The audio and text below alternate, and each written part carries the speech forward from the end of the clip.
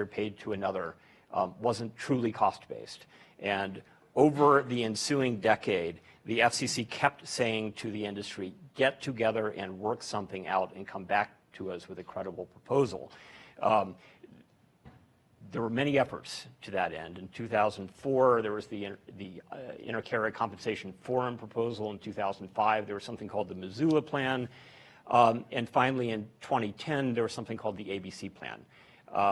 Ultimately, in 2011, the FCC, in broad strokes, accepted the ABC Plan while making some important modifications. This, though, is another example of the FCC bringing all relevant stakeholders onto the table to talk about what was an optimal outcome for the group as a whole. There were no clear winners in this process. There were few losers.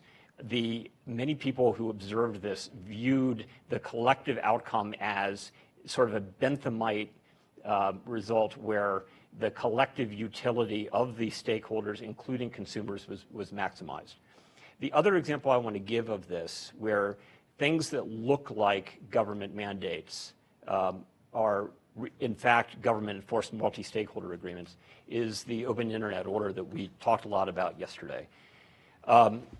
The genesis of that order came in next door in the old Colorado Law School building when Michael Powell stood up in 2004, almost exactly 10 years ago, to announce 4 principles of internet openness. Those 4 principles he didn't retrieve those from Mount Sinai. Those 4 principles reflected a deep industry consensus about what was an appropriate form of governance of the last mile.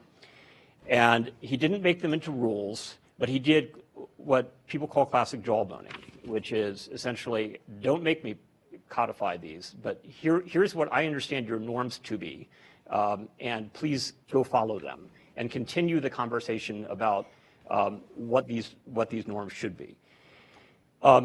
In many ways, you can see the same process of the FCC as convener occurring in the discussions about the Open Internet Order between 2009, when the FCC first issued its NPRM, and 2010, when the FCC established rules.